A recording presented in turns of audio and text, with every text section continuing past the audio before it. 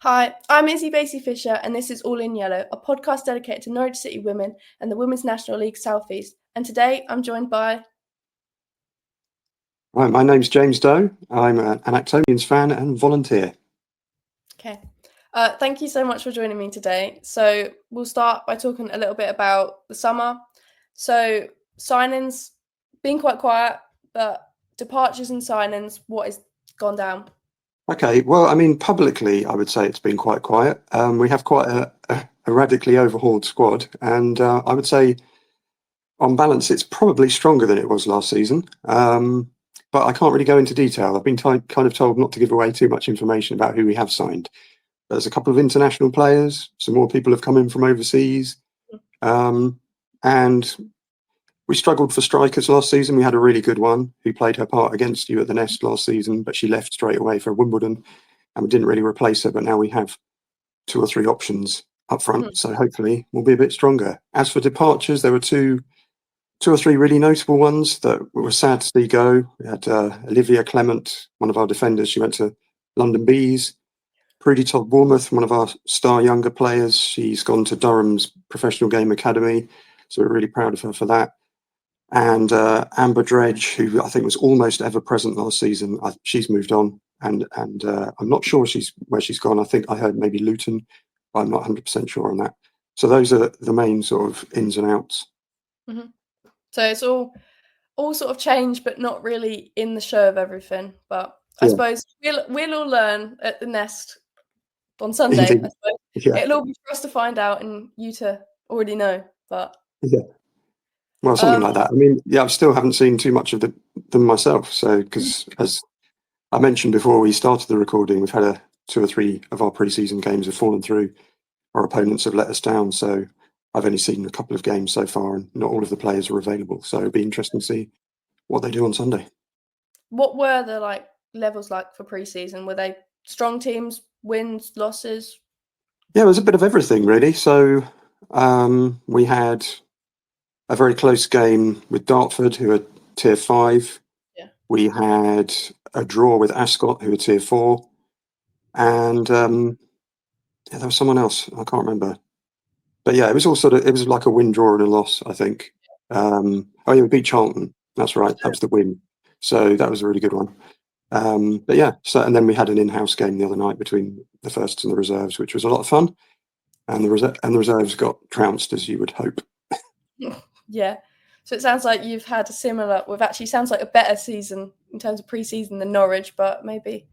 Well, you've had some pretty tough teams by the looks of things. I think what have we done? We've had Watford and Guala and that, which were obviously losses, but I think that was quite, I don't know, with promotion, it's sort of, when you want promotion, it's hard to say whether that's an okay result, but I feel like we had a red card against Guala, so that one was sort of not too bad, and I think we've been doing a lot of rotation, so I think that one was understandable against Watford. And then... Yeah. Did you play Leyton Orient? Yeah, right at the start of the season. Now, what do you make of them? Because they're a bit of an interesting one this year. I mean, it's hard for me to comment because we've had all bar one behind closed doors, and I've been only allowed into Moneyfield last weekend. But from what I've heard, they've had a lot of new players come in, and they've got a new manager, a lot of players from Tier 3. Yeah. So I think, I don't know how to judge. I don't know how we played, and I don't know how they played, but because there's no updates on socials, but it sounds like they're good, or we just, I don't know, didn't deliver as the league above team. But yeah. I mean, I think they're going to wipe the floor with everyone in their division this season. I think they're in Tier 7, ridiculously. Ridiculous. I know, and they've got Tier 3 management team and players, so it's going to be a bit of a bloodbath, I think, in that division. Yeah, I think if neither of us go up over the next couple of years, I think there'll definitely be one that will be like Bedford and just go straight through the league. Yeah. And they'll just be favourites for that year. But that's how this league is, I think. I don't know about you, but I think this league's getting so strong compared to the league above. Yeah. I mean, it's going to be... I mean, Fulham are really going for it by all accounts. From what I've heard, they spent a lot of money. Yeah. And they should do, because they've got probably the biggest budget on paper as a Premier League team. So, yeah. I think that QPR seems to be really good as well. Yeah. They went to Singapore and seemed to just wipe it there. I was like, I don't see many teams in our league going on a European and global tour. Well, we actually know the management team at QPR quite well because they were Actonians before, and I had a chat with the assistant coach on Tuesday night because she came down to spy on us, and yeah, no, they had a great time in Singapore. It was all expenses paid by the organisers of the tournament, so. Because QPR's owner comes from that part of the world and had connections down there, so they had a great time. They lost in the final, but it was only 1-0 or something. So they have a very good account of themselves, and they are paying more to their players this season. But it's not, they're not paying the most by any means. So it's not much more than expenses from what I hear. Yeah, I think we're one of very few who've started the professional contracts. I don't know how much they're paid, but I think it's a considerable amount more than a lot of the players are on. But I mean, I'm not sure if we're the only ones now that are just amateur, but we definitely are. No one gets paid at our club. Anything. Really? Managers, coaches, volunteers, no one gets nothing. Not even transport or anything. Maybe, but I don't think so. No, I mean we'll get a coach on Sunday. Yeah, but that's because it's Norwich and it's a long journey. But most of the time, I think people just have to do their own thing or get lifts. Is that sort of something that you notice with obviously being a women's only club? You don't have a men's side. Yeah, is that something it's a huge part of it? Yeah, massive part because we have to get sponsors to keep going, and that's it. Or have a good run in the FA Cup. Yeah, I mean, hopefully that'll be pull it like a Wolves this year or Fulham. They did quite well. Yeah, I mean, we got to the third round about 3 years ago, and we got a really good draw. You know, we played tier 6 teams most of the time, so we made it right through to the third round. I think that was worth 20-odd thousand, which pretty much guaranteed our next season. So it was absolutely crucial for us. Yeah, well, that's good. I was going to say, obviously, the game this weekend is at the Nest, but I know that you've now moved grounds to, is it North Green Park? North Greenford United, yeah. There you go.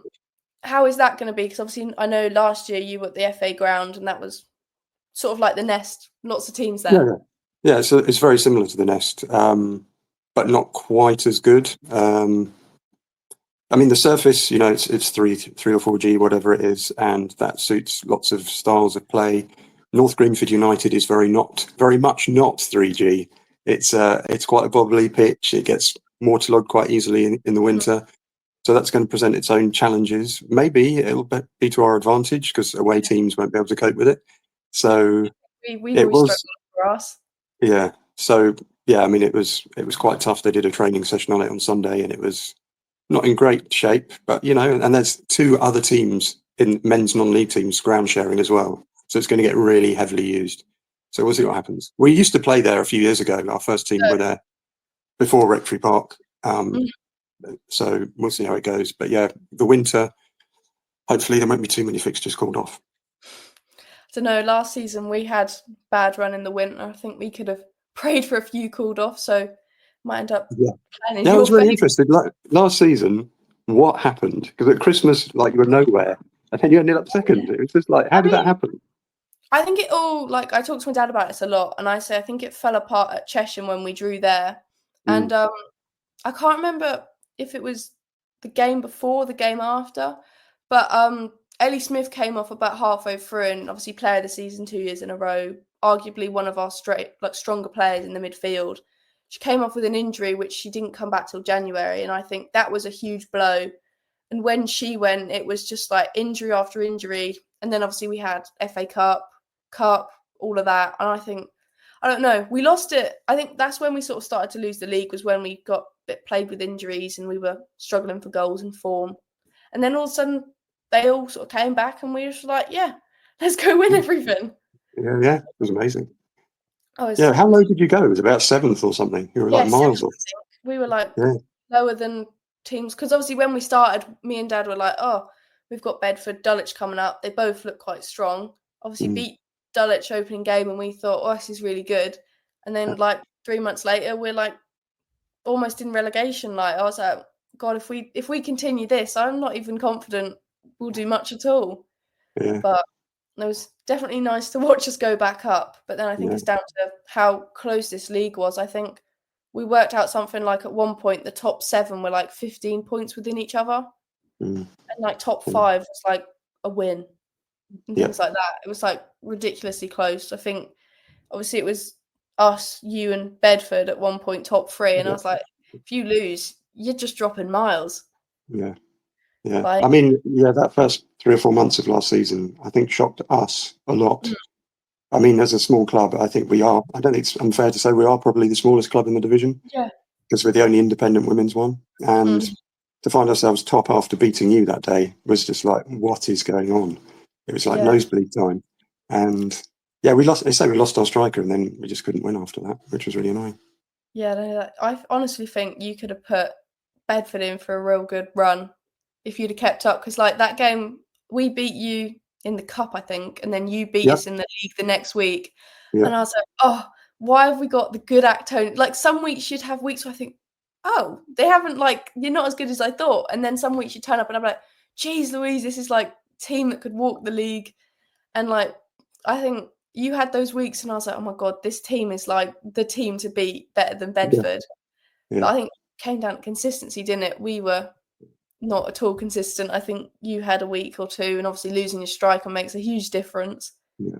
But I think it'd be an interesting league to see this season because I think teams like QPR, who at the end of the season I said I think they'll be up for bottom half of the table. I'm now thinking actually I think they're going to be like up there with teams like London Bees, Chatham, you guys, Fulham. I even think Luton. I think Luton will end up mid-table, but not because they've not strengthened enough, because everyone else has done just as much strengthening as them. Yeah. Yeah, when I look around the sort of the Twitter feeds or the X feeds of all the clubs, you think, oh, yeah, they've signed some good ones, and they've signed some good ones. It's like, so I guess it's going to be crazy. Yeah, no, I think I was talking to someone the other day, and I said I'm worried about Chatham. Obviously, I thought they were going to be really strong, and they seem to have gone really quiet on signing fronts. And then I think in the last 2 or 3 days, they've just gone mental with signings. Yeah, I'm like, well, there's their strengthening. So they're a very solid team, very solid. Yeah, I think everyone will be difficult. I thought us signing, I think we've got 4, 5 tier 3 players that have come down to join us, like Ipswich players and things like that. Yeah. I thought this is our year, and then everyone else has done the same thing. Yeah. But I think, I mean, again, as a fan of a club of our size, avoiding relegation is the primary goal for me personally. So if we get off to a good start, first 3 or 4 months, like we did last year, I'll be happy with that, and then just see how we go. I mean, we finished in the top 6, I think, for at least the last 5 years. So I'll be really happy with that. But carry on. I think you underestimate yourselves. Like, I've got a group of girls I go to all the Norwich games, and when you see the Actonians fixture, you're like, oh no, this is the game. Like, if you win it, it's like a proper result, and if you lose it, it's like, oh, that's such an annoying 3 points, because I don't know, you're such an annoying team to play. Like, it's such a frustrating game to watch, because you're like, oh, how are they always there? How have they always done this? And like, oh, it's just frustrating. Always watch your defenders and think that's like a solid back line. Yeah, I think that's what we're built on. Certainly, in the last couple of years, it's all about the defence. So, I think obviously, is it the 71? They made a team of the season for the league, and Mara Bramwell got in the first starting 11, and I was like, you know what, that is so valid. Yeah, she's pretty awesome for us. She's solid. I think she's one of those players that we've all picked up on when we play at Tony's. Like, as long as you keep away from her, you've got a good chance. But she doesn't leave anyone. She doesn't leave anyone free. You ain't getting a goal when she's like on prime. Yeah, that's true. I think you'll have a strong team. I mean, as I say, I don't really know much about signings and stuff because it's all quite quiet. But I think after that first game on Sunday, I think it'll be really interesting. Yeah. Yeah, I mean, they're certainly in good spirits watching them train. We've had some players come back from a couple of years ago as well who've recovered from injury and things like that. So we'll see. I mean, I'll be over the moon with a point. Let's put it that way. I mean, I think we're set on 3 points. Obviously, third year running now, want promotion. But from a fan's perspective, I'd take the 2. I'd take the point as well because I think it's always one of those games. First game of the season. I think we've probably got one of the worst runs I physically could have asked for. With you, we've got you, and then QPR, Fulham, Luton. which to ours me, is pretty similar. To be fair, yeah, we've I got think you've Fulham and got Luton as well. almost the same, but Yeah. I'm like, I'm not looking forward to it. No. I think they'll be the big test because I think QPR have really strengthened, and then Fulham are like the black horse coming up. But I don't know what to expect from Luton, but I think they'll be pretty What about solid. MK Dons? I don't know what to make of them because they've lost so many players last season. Their like relegation was set. It's like Billy Ricky this year. I think if they don't get relegated, it'd be such a surprise. But I don't know because I haven't seen them signing many people. I've seen people leaving, but I've not seen many come in. So unless they've decided that the team they had last year was just not good enough for that league, but it will be for this league, which I don't think is the case because I think the top half of the league in the league above is better, but the bottom half, I think a lot of the teams in our league could put up a good fight against them. Yeah. So I don't know. I think first 3 games will be quite clear because you've got them, haven't you? Quite early doors. Early, I think. Oh, I'm not sure. Well, it'll be in September sometime. Yeah, it's not one of the first games, but yeah. But I think their place in the league will be quite clear quite quickly. Yeah. I mean, I don't pay much attention to their running because we ain't got them for quite a while. But yeah, I think a lot of teams. I think teams like Chesham. I think they'll be.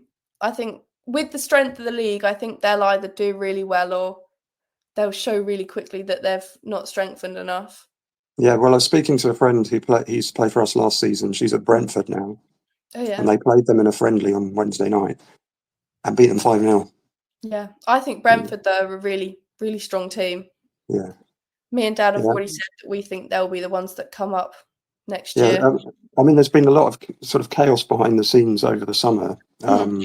They've only just appointed a manager a couple of days ago. Wow. So they've been having a temporary coach every week for the last few weeks. And the squad wasn't nailed down until, I think, the start of this week.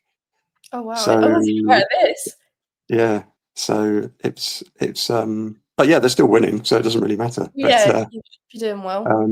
and also, as back to our league, I'm hearing quite a lot of sort of bad stuff about Dulwich, and their form has dropped right off. I think they've lost every game. Lost a couple of players. I think they were, I don't know, fortunate last year. They didn't do as well as I thought they would, but I don't think I've seen a single player signed there that I'm aware of. So I do think they're going to struggle. Like at the start of sort of midway through pre-season, I thought that maybe Cambridge would be in that, but they seem to have gone mad now with decent signings, I'd say. I got to go to 2 or 3 of their pre-season because they're not too far away from me. And I thought, especially, they had a couple at the start where I thought, my prediction isn't really that far off. But now they seem to have, like, they played Rugby Borough and I got to go to that. And I thought they looked quite good.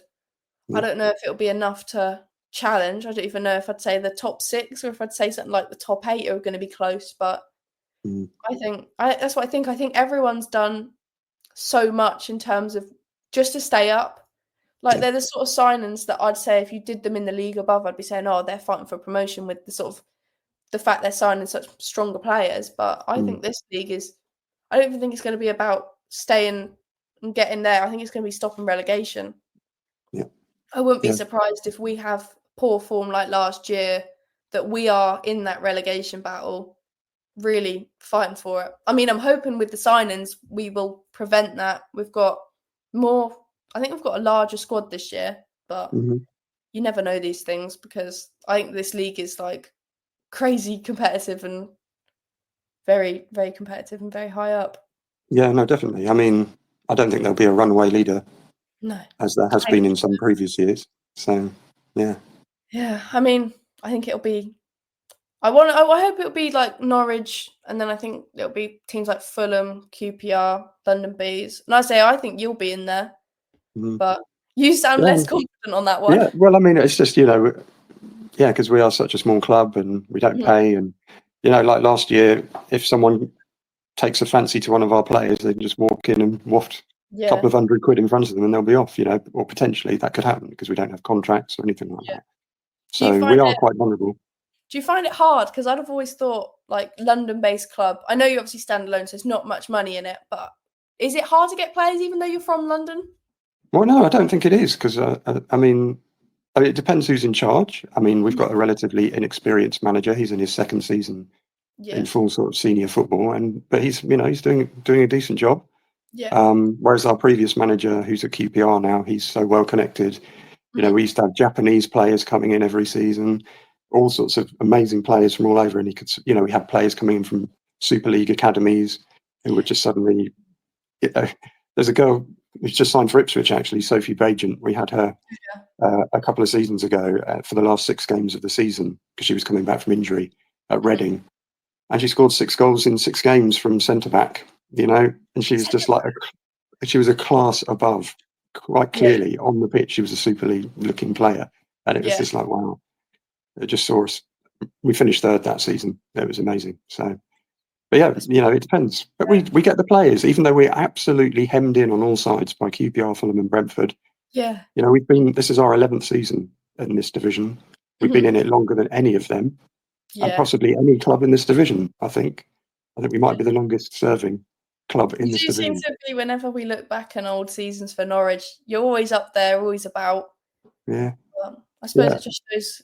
I don't know. Are you going? Do you want promotion, or is it sort of something that if it happens, it'd be good? I mean, of course, it's something that you'd want. I mean, there's that extra place or possibility this year, but I would probably be thrashed because if we went up, we have no money. That is true. That's true. Unless loads of sponsors came in. I mean, we've got one of our reserve players works for London City Lionesses, and she brought the trophy down to our junior day, and maybe we can get a bit of investment from the lady in charge over there. Who knows? Maybe she want to get involved in we get into her multi-club ownership system that she has. Who knows? They seem to be kicking off about that though. The FA, they want to ban it apparently. Well, no, but so see the end of that probably soon. But I think we're an investment opportunity because we have no strings. We are. I think if I was looking to sponsor someone in London, I'd put my money on you. Yeah, I think you're like the wild card of the league, that you always perform well, even though I think you're not the club people would expect to do so well. Yeah, I mean, we are the highest ranked independent women's club in the whole Southeast outside the WSL. So it's a good stat. Come on, give us the money if you're listening. No, you got to tell them. You got to tell them. Yeah. But obviously, we'll talk about you take part in your own podcast with Actonians. Yep, that's a new thing that just started this week. Yeah, why should people channel in, if they listen to this? Why should they come and listen to that and listen to a bit of Actonians and pour some money? That's a good question. I mean, it's essentially something I set up various little things in football. Like I've started a blog. I run an event called Non-League Day in men's football. And I've set these things up because they don't exist, and it's things that I want, but they don't exist. So I thought, well, if no one else is going to do it, I'll do it. So it is essentially set up as kind of like an open club newsletter. I kind of just want to, because sections of the club are quite sort of broken up. So the seniors don't really have much to do with the juniors and vice versa. And there's a community section, and it'd be great to get all the people within the club first and foremost to start sort of pulling in the same direction. Getting fans to our first team games is quite hard. I mean, we don't. Quite a small.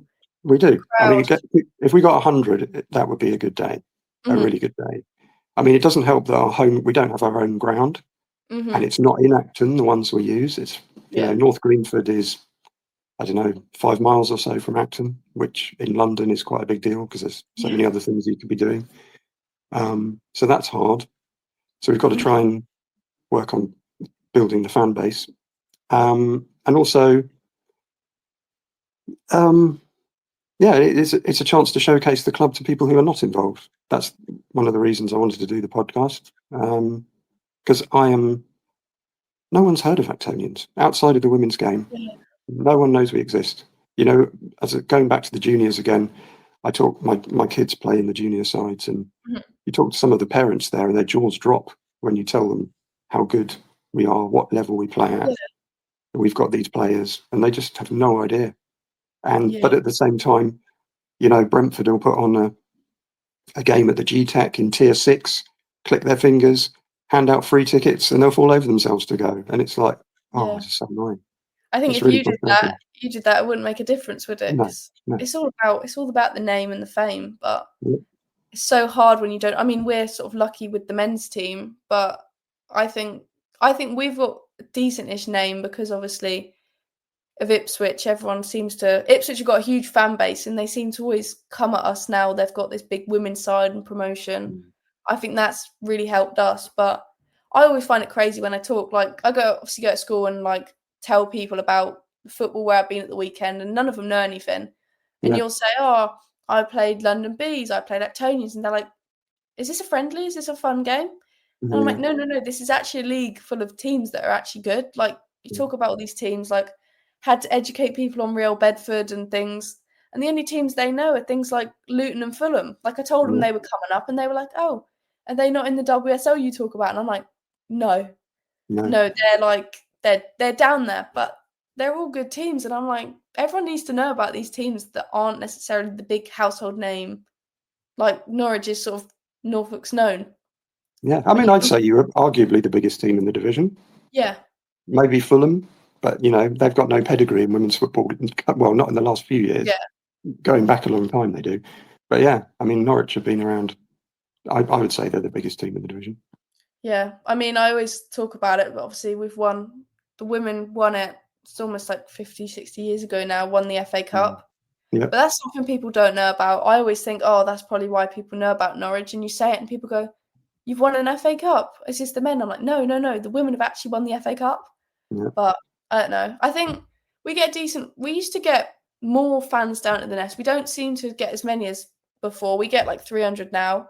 We had a good spell, not season gone, season before that, towards the end. We were getting like up to 500 every week. Yeah. And then all of a sudden just dropped off. But I think people know about the team. I'd say arguably Dulwich on paper get the best attendances. Yeah. I wouldn't say they're well known, even though they No. put it in. Yeah. Yeah. I mean, they're an amazing club, really, for what they do with the men's side as well. I mean, Yeah. they sell out every week, and they're not very good. They've they're almost relegated last season. Hmm. They don't win very much, and they get No. 3,000 people turn up. So But for the then I men's do think team, they've got a good atmosphere for the women. Like, they came down to the Nest and brought 20, 30 fans, got a cowbell with chanting yeah, and singing.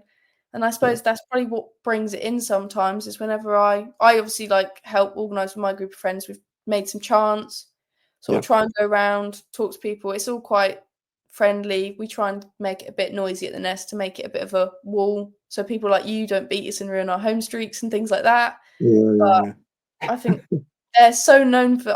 When I think about Dulwich, I always think about, like, they always do videos about. They never do the play. It's always about the crowd. mm, I suppose that's what brings them in, innit? yeah, If if you think you've got a good atmosphere, got the music, got a beer, that's what yeah, people want.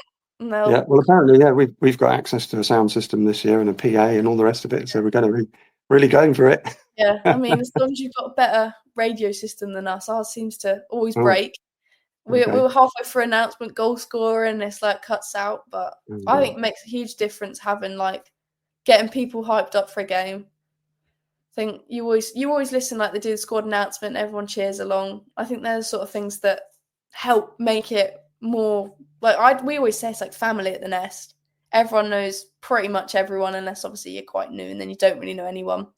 Yeah, But it's sort of the music, getting everyone chanting and singing. It's like family there. yeah. And It's what you. what do you make of the Carrow Road experience when you have it? Oh, from someone that does like home and away, doesn't really miss a single game, I find it really weird. Like, it's nice. I don't know. It's a really nice opportunity. I think it's great. If I was a player, I think I'd be overjoyed to get to play there. But as a fan, sometimes I don't actually look forward to it that much, which sounds Mm, terrible. But I think it's so, like, different. It's such a, like, put on experience. mm, Like, you'll go normally to the Nest, like, the average day at the Nest is you go get your wristband, talk to the volunteers, everyone knows them. There's people like Nicole who obviously do so much for the National League. You go get your coffee, then go stand and watch the warm up, watch the game, go get another coffee at half time or another drink. That is it. Like, it's like everything's regimented. You go to the Carrow Road and they've put on all the big like inflatables. They've got all the food stands, and it's very, very different. Like they'll put stuff on like the big board saying, "Come on, sing, come on, you yellows," all of that. It's it's nice. It's nice to get to experience the bigger crowds. But from someone that obviously goes to the nest each week, you think, what are we doing to bring the people into the nest? Because 3 or 4 years ago when I started coming, I think my first game we did was Ashford, which was like one of the first Carrow Road games, and me and Dad we went and sat in like the director's box, had a meal before because it seemed cheap. It was like 30 quid at the time, which is a bargain when you think about like tickets. And we had people sat around us like searching up the league, searching up who the team actually was that were Norwich and like Ashford. People asked if it was a friendly. People don't realise that there's more to it. So I think it's weird seeing people around you, like you'll do your normal activities, go to the food stall, buy something like you normally would, start chanting. We've had like a drum a couple of times. And people always talk like it's the most like once in a lifetime experience. But I think we're lucky, unlike you, that we've got like the men's team with the ground like that. But I think to progress, we need to normalise the fact that we don't actually like do much at Carrow Road and that we do everything at the nest, and that is where we sort of live, and that is the home of the women. Yeah, it's such a different experience. Like got spoken to by like Radio North at mid game because they were like, we obviously were celebrating like we normally do, and everyone just sat in their chairs going clapping, and I was like going feral because it's like, bloody hell, we're actually beating QPR. Like we always seem to draw to them. It's like a Carrow Road curse, I think, that we always end up drawing, and it's never. You always know when you see the Carrow Road fixtures come out, you're like, oh, this is all our draws or losses. These are where we're losing the points. This is where we now can't afford to lose the points. But so who have you got this year? Is it Cambridge? Cambridge and Luton. Yeah. So I think Luton's September, 3 or 4 weeks. Right. It's not even that far away now. And then Cambridge's last game of the season. So hopefully it'll be a nice hopefully if we get promotion it'll happen there. But it'll be weird. We've got obviously Lauren Tomlinson and Shannon Shaw have gone over to Cambridge. So it'd be weird watching them at Carrow Road on the other team, but how it is, isn't it?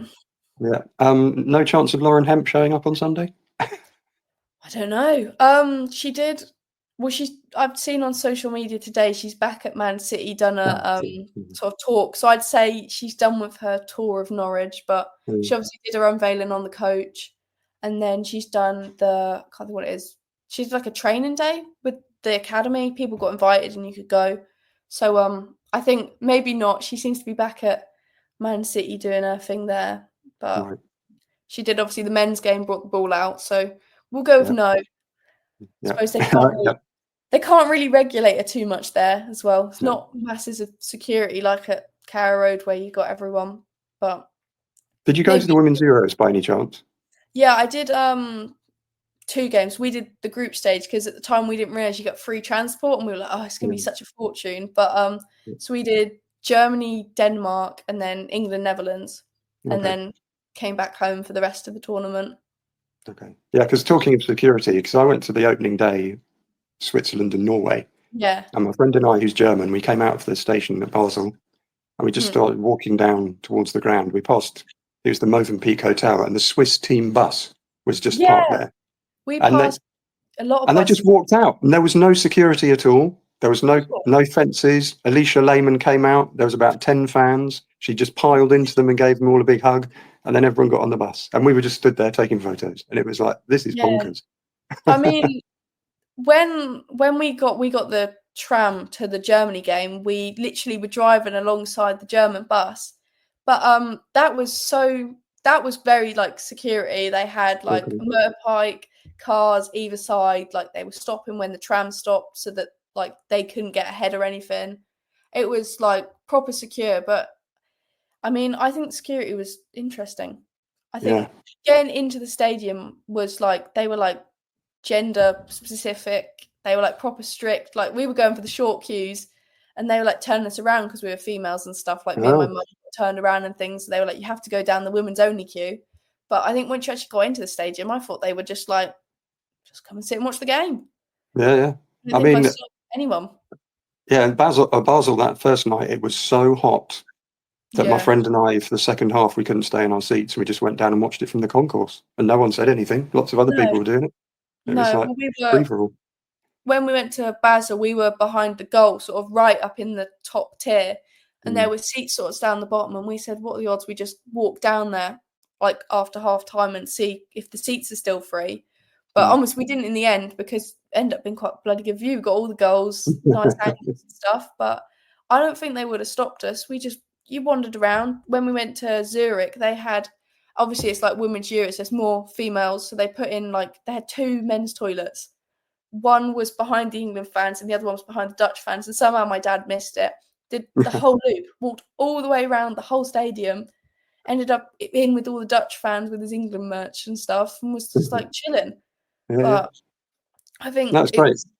The it was vibe at those tournaments is so different yeah. to men's ones. It's really fun. Yeah, no. I mean, I've never done a men's one, but that was like my first major tournament. But it was such a nice thing to do. It's like compared to going to like Wembley and stuff, it's just completely different, even though there's less people there. Yeah. But Yeah. no, I thought the Euros was definitely a good thing. Yeah. And hopefully it'll bring stuff for the league this year. Yeah, let's hope so. But we'll see. Yeah. I'm trying to think if I've got anything else to say. Cool. Not really. Have you got anything else you wanted to mention? No. Yeah, I mean, it's as I say, when the fixtures came out, my heart sank. It wasn't it was not my dream opening fixture. I have to admit. But it's always something that I'm hopefully going to try and come to now, because my oldest school friend lives in Norwich now, so I always go and see him. He's coming to the game. He'd discovered Norwich for the first time at the Nest last year, so it was his first game there. So he was quite impressed. So yeah, I'm looking no, forward to I don't think ours were good, but I think Actonians is an opening game. I think will hopefully play in our favour. Hoping we catch you sort of in the swing of start of season games, and we hit you with the benefit of having our extra pre-seasons. But I don't know. I think the league, in terms of like us, I think our position will be pretty clear by the end of September. But we'll see. I think it'll be an interesting league. I think give it Christmas, and I still don't think you'll know. But yeah, well, you hope not. It'd be pretty boring if it was. So yeah, but hopefully it's not a Real Bedford again this year. But I don't think it will be. I mean, I don't think they won it by the margin that many people were expecting. I mean, for the money they spent, I don't think they got a great return. No, I mean, they're supposed to be on. They got the title, which is the main thing. But yeah. Yeah, no, we got to I think we were at Chatham. I think when they played they played you at one and either drew to you or beat you, and they were supposed to lose. And we were all sat, I think it was, and we were all sat at Chatham. We were watching the game because it was like Bedford at home, watching it going, oh my God, they're going to drop points, We've got a chance. And we were like, we're beating Chatham, this is really good. And then they seemed to, I think their last 2 or 3 games, they all pulled the points that they shouldn't have got in them. Yeah. And then lost by 1 point, and everyone was like, oh, now you've got to look at all those games that we lost that we really shouldn't have lost. Like London Bees, that draw was like ridiculous, and things like losing to Chatham is like compared to Bedford's 10-0 win and stuff was like, oh, this is ridiculous. But oh well, learn from it, and hopefully we'll do a little bit better this season, get what we want. Yeah. It's an exciting time, but also a nervous one. So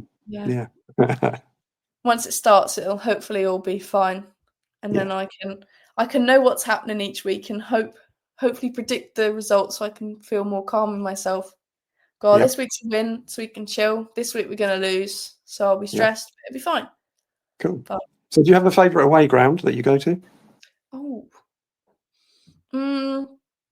I mean, me and Dad are desperate to do London Bees because that looks like a nice ground.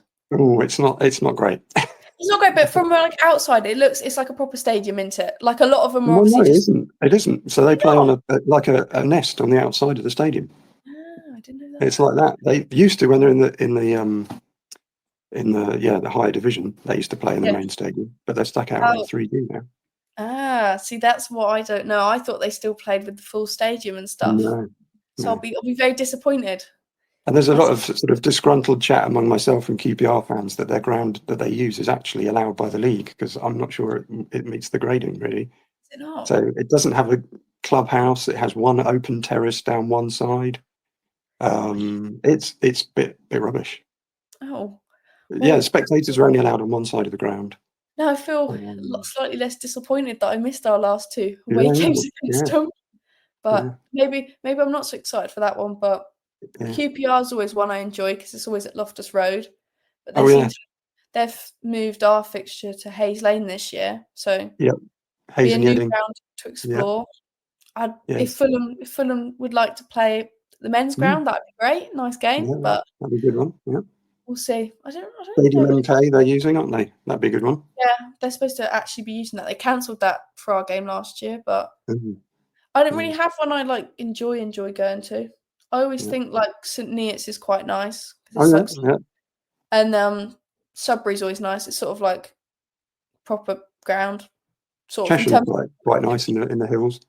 Yeah, we went there last year and we got flooded and soaked and obviously drew and it wasn't then so fun.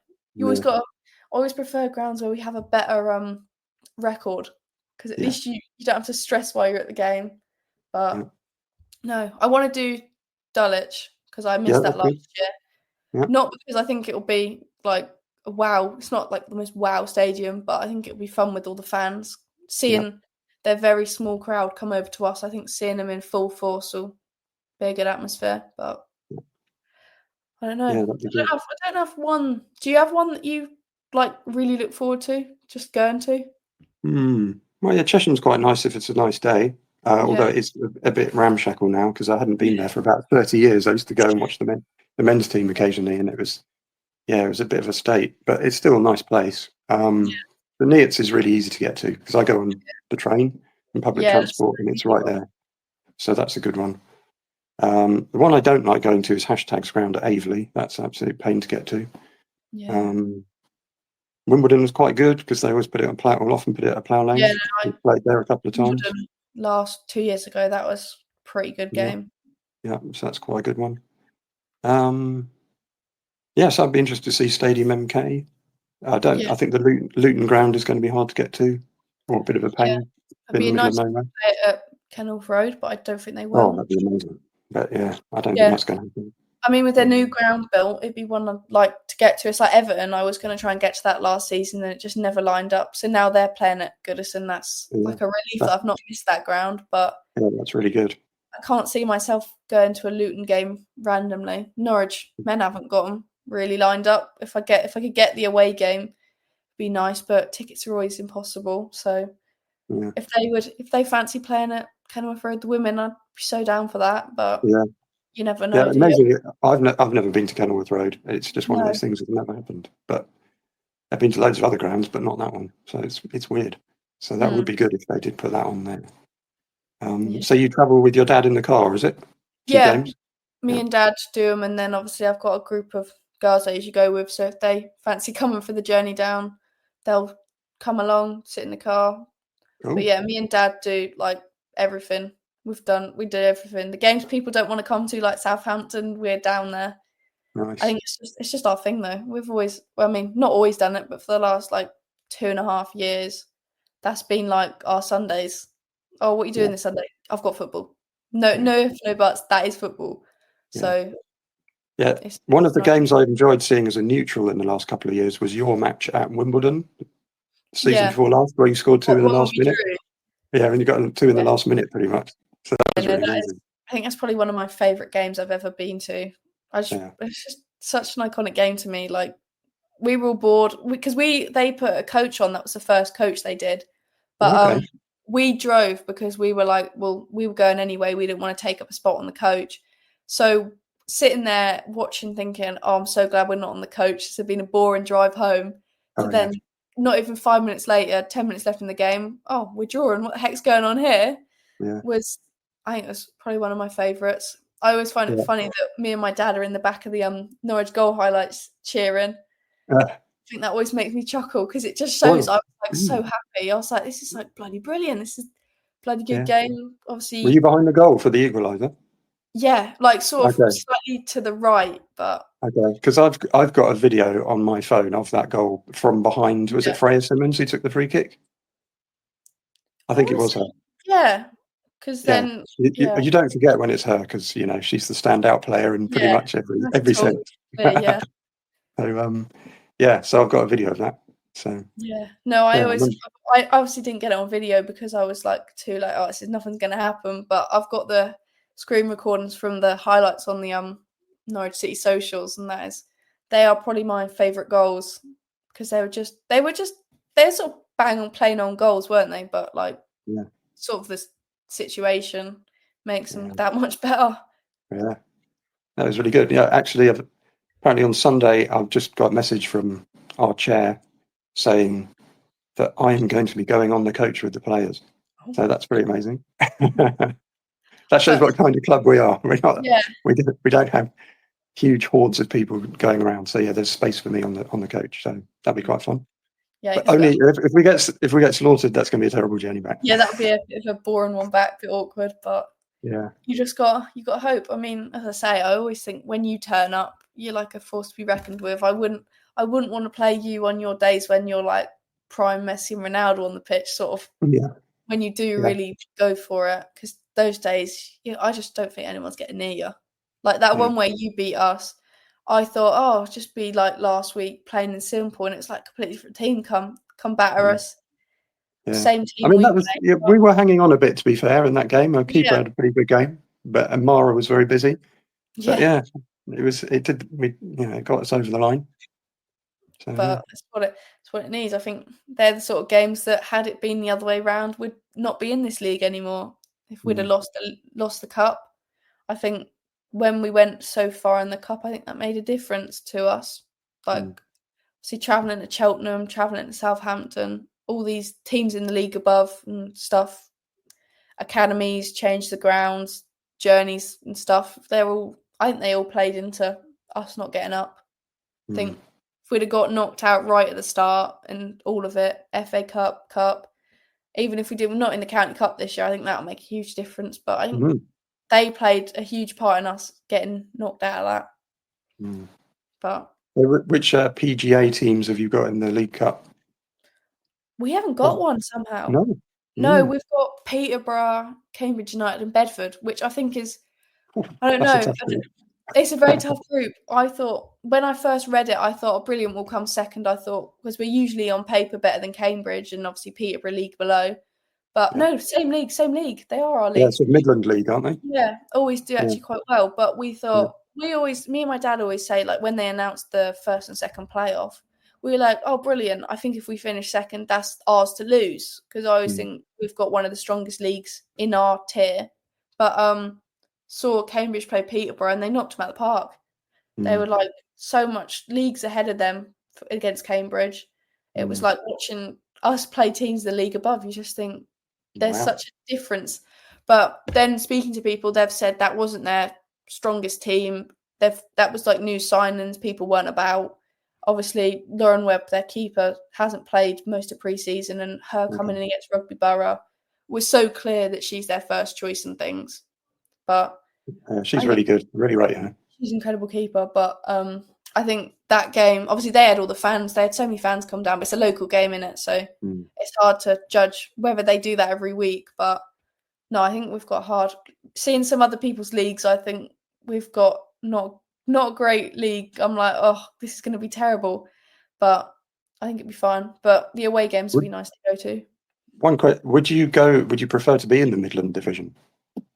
Because I'm sure it baffles me why you're not really. Yeah, I mean, oh, hang on, let me just. Oh, sorry, someone's turned off the do not disturb on this, and I keep getting people's messages and stuff and calls. But we'll ignore that. I'll edit this part out and not ignore the fact my mum just called me like 3 times. But no, I think I'd fancy myself in that league. Seeing obviously like we were drawing, beating Worthing, seeing where they've ended up in that league. I assume they've obviously changed the team since they were in our league, but they finished 3rd or 4th, I think. So they've done pretty well. Me and Dad think they'll do well this season. I even think we might end up playing against them in the playoff. So I fancy myself if we put ourselves in there. I think it'd be hard. I think all the leagues are quite hard, but I think I'd feel we would have maybe got out of it a little bit quicker than we have. The fact we're still stuck in this league, but they've got teams like Leafield and stuff who arguably we only beat them by a penalty last season, but that was in our winter terrible phase. Yeah. So I don't know, but I don't know. When I look at the leagues, I always think like ours on paper are always the teams that do quite well in the cup.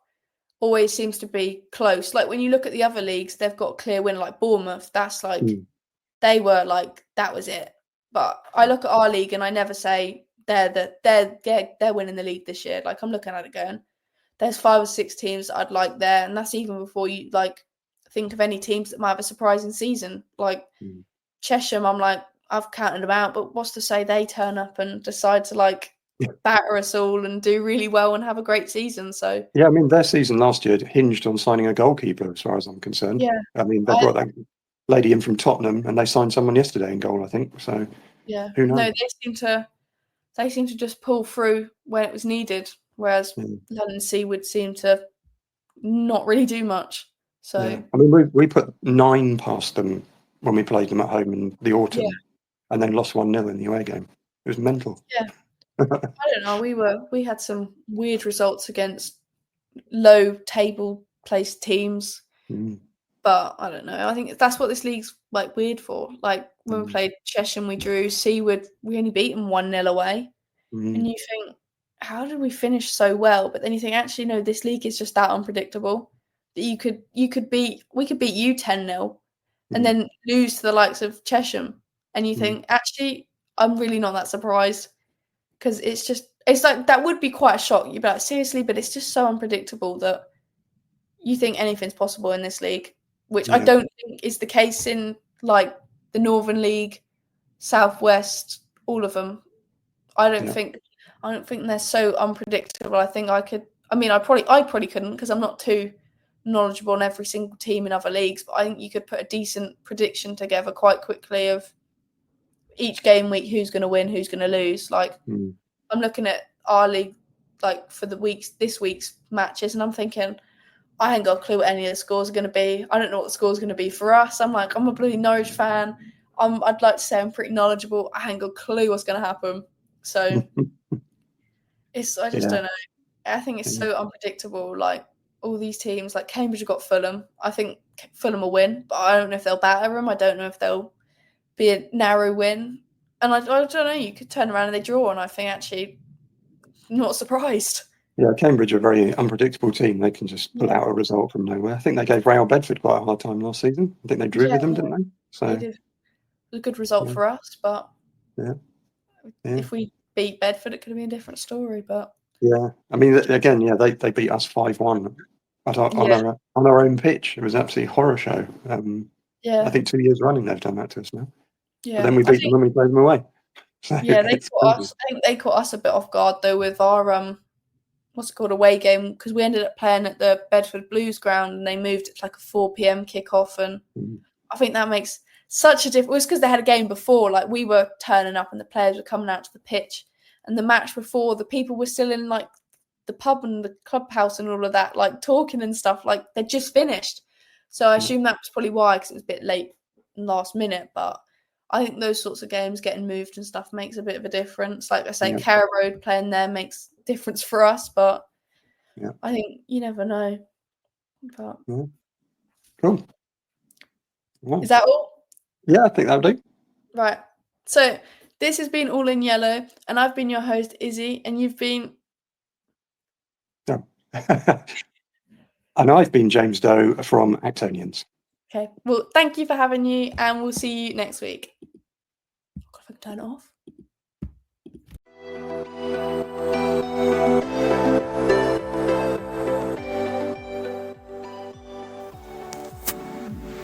That's all for this episode of Beyond the Barclay. Thanks for listening and supporting the podcast. If you enjoyed it, be sure to follow, leave a review, and share it with fellow Norwich City fans. We'll be back soon with more insight and discussion from around Carrow Road. Until then, on the Ball City.